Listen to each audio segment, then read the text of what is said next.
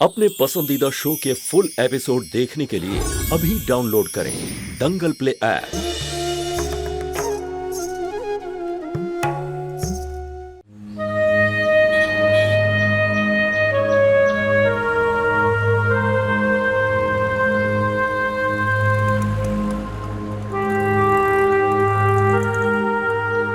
আরে এ ভাই সন্দীপকে দেখ, মনে হচ্ছে সোজা বিছানা থেকে উঠে আসছে।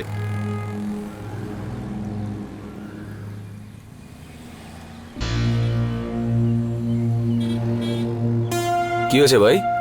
শরীর খারাপ নাকি সারা রাত ঘুমোসনি?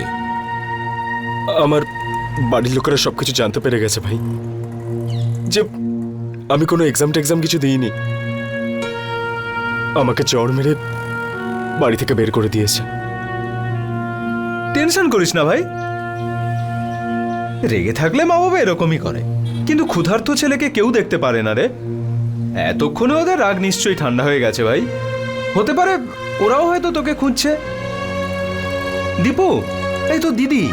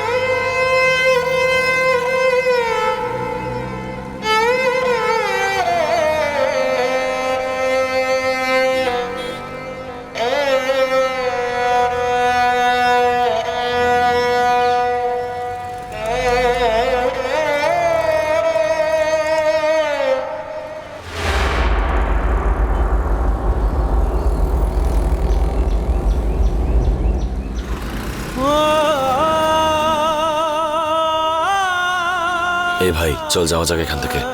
চল চল। আরে তোরা এইভাবে চলে যাচ্ছিস কেন রে? কিরকম বন্ধু তোরা? কোথায় এখন ওকে তোরা সঙ্গ দিবি তা না, তোরা ছেড়ে চলে যাচ্ছিস। তুই যা। চল ভাই, তুই চিন্তা করিস না সন্দীপ, আমার বাড়িতে চল। তোর বাড়িতে আমি? আরে মায়ের সাথে আমি কথা বলে দেবো যে পড়ার জন্য এসেছিস তুই। আর তাছাড়া কিছুদিনেরই তো ব্যাপার ভাই, কিছুদিনের মধ্যে তোর বাড়ির লোকেরা তোকে নিয়ে যাবে। Don't worry. থ্যাংক ইউ ভাই।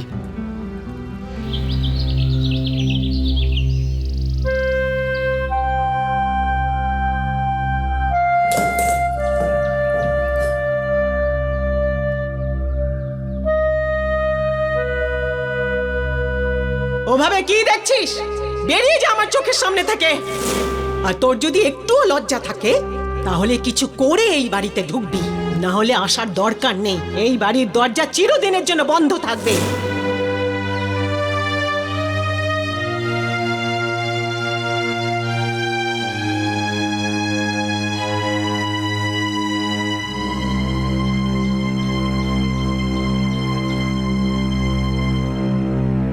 কি ব্যাপার জ্যোতি, তুমি ঠিক আছো তো?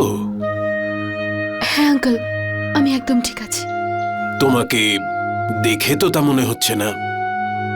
আঙ্কেল আসলে গরম খুব পড়েছে তো বাইরে, এতটা দূর স্কুটিতে আসতে একটু।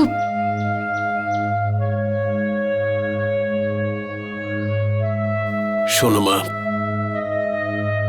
আমি জানি না যে তোমাকে আমার কিছু জিজ্ঞেস করার অধিকার আছে কিনা, কিন্তু আমি বয়সে তোমার থেকে বড়, সেই সুবাদে এটুকু বলতে পারি যে দুঃখ ভাগ করে নিলে কম হয়।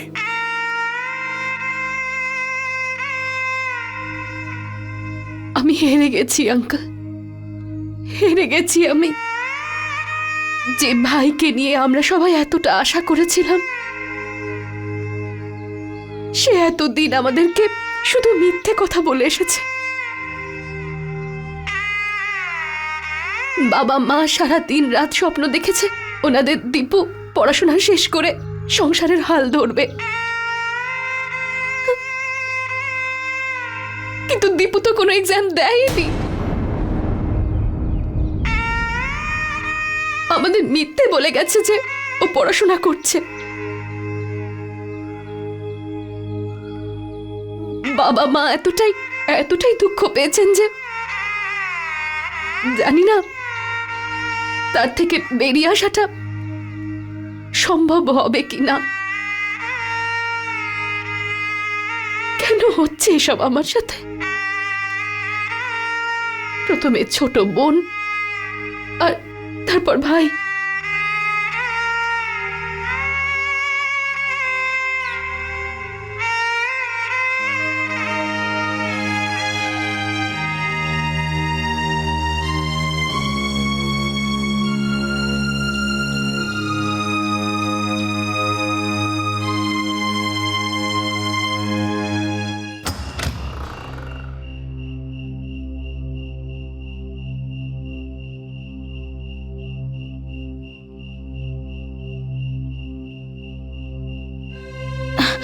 দিদি, চা খাবি? আমি বসিয়েছি। না রে সুধা,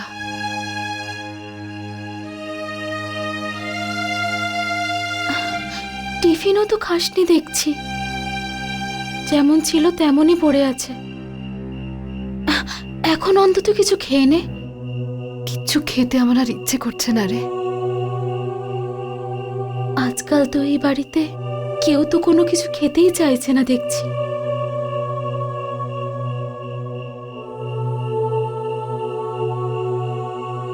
মাও এখনো পর্যন্ত কিচ্ছু খায়নি।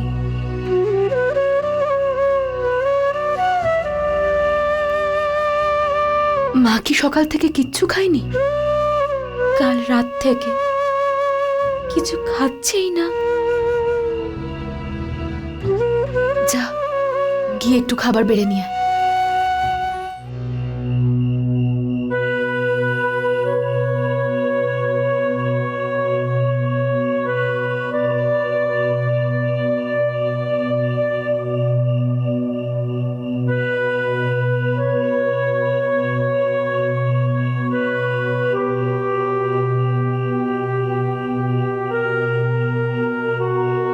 মা,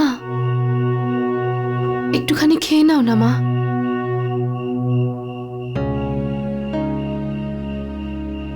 আমি খুব ভালো করে জানি তুমি কালকের থেকে কিচ্ছু খাওনি।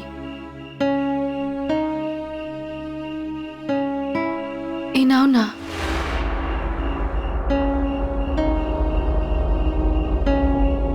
তুমি এইভাবে আর কতদিন চালাবে মা? আমি তোমার কষ্টটা বুঝতে পারি।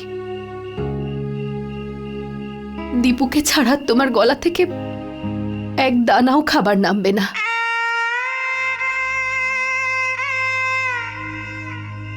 সেই একই অবস্থা আমাদেরও।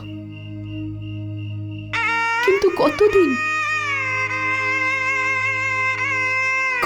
না খেয়ে থাকবে সবাই?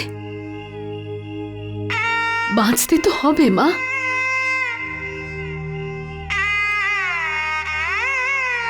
নাও তুমি অল্প একটু খাও।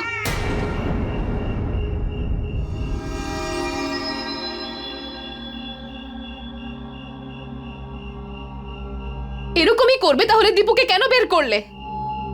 যদি ওকে না দেখলে তুমি কিছু খেতেই পারবে না, তাহলে এক্ষুনি নিয়ে আসছি আমি ওকে খুঁজে।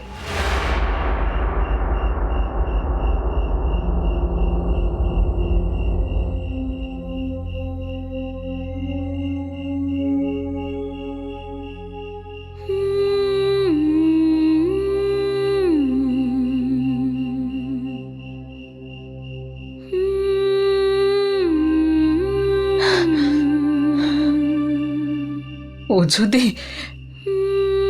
বাড়ি ফিরেও আসে তখনও আমার গলা দিয়ে খাবার যে নামবে না।